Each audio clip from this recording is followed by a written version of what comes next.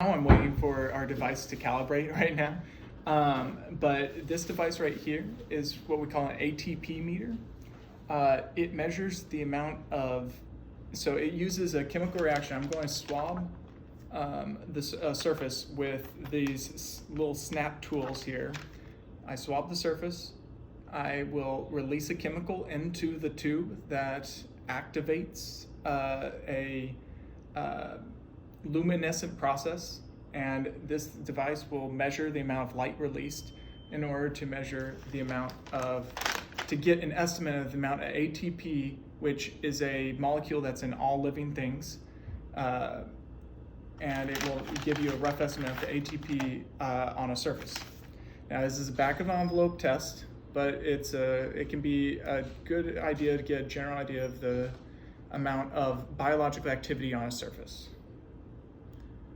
So first off, I'm going to do this normal table here. Make sure to get this all nice and good here.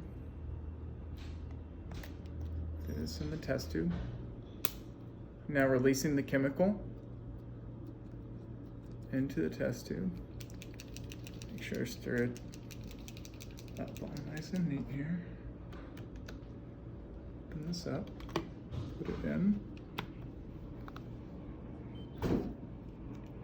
It will now measure the light that's being emitted by the chemical reaction with the ATP to give you an estimate of the amount of femtomoles of ATP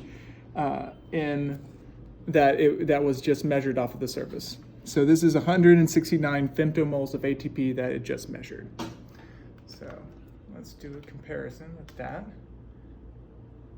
Now let's try, this is an RX surface here, this little patch here. And what we can do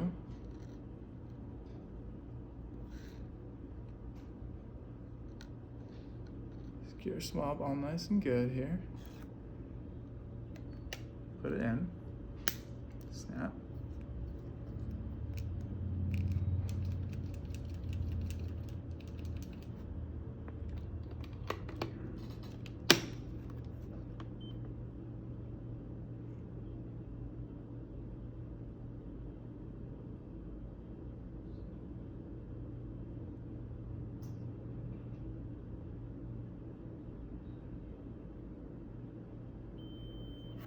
And 46.